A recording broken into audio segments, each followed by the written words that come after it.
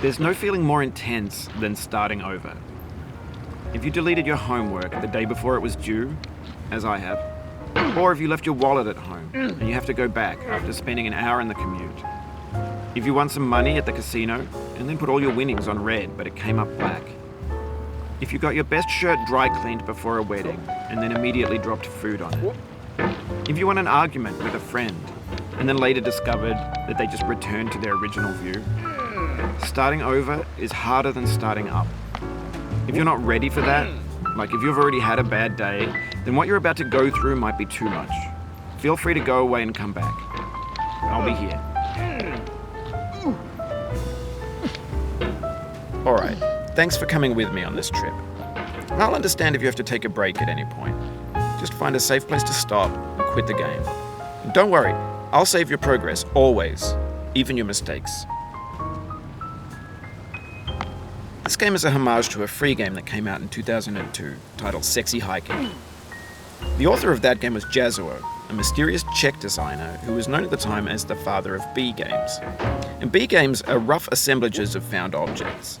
Designers slap them together very quickly and freely, and they're often too rough and unfriendly to gain much of a following.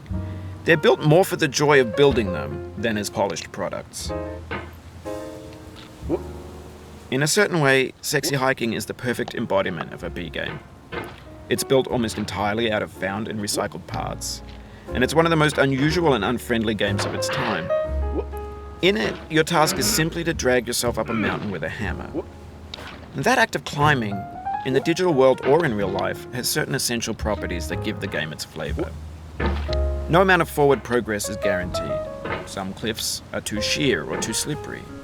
And the player is constantly, unremittingly in danger of falling and losing everything.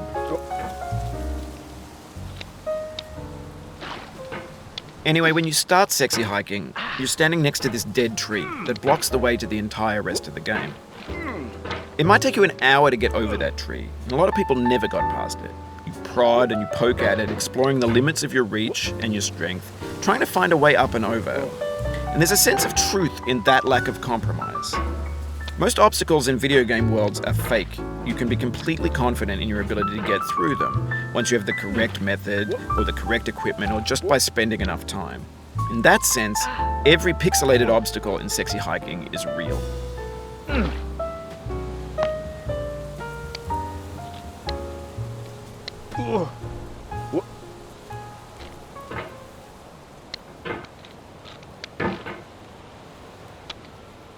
The obstacles in Sexy Hiking are unyielding, and that makes the game uniquely frustrating. But I'm not sure Jazuo intended to make a frustrating game. The frustration is just essential to the act of climbing, and it's authentic to the process of building a game about climbing. A funny thing happened to me as I was building this mountain. I'd have an idea for a new obstacle, and I'd build it, test it, and it would usually turn out to be unreasonably hard. But I couldn't bring myself to make it easier. It already felt like my inability to get past the new obstacle was my fault as a player rather than as a builder.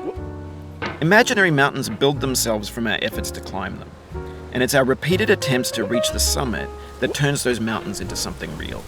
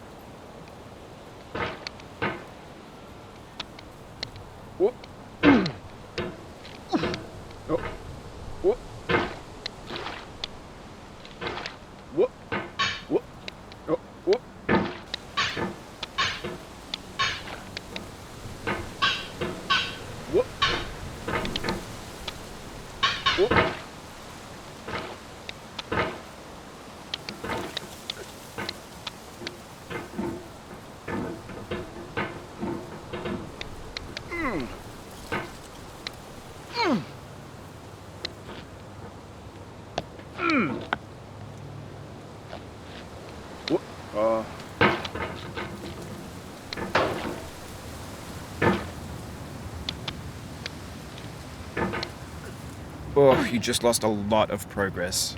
That's a deep frustration, a real punch in the gut.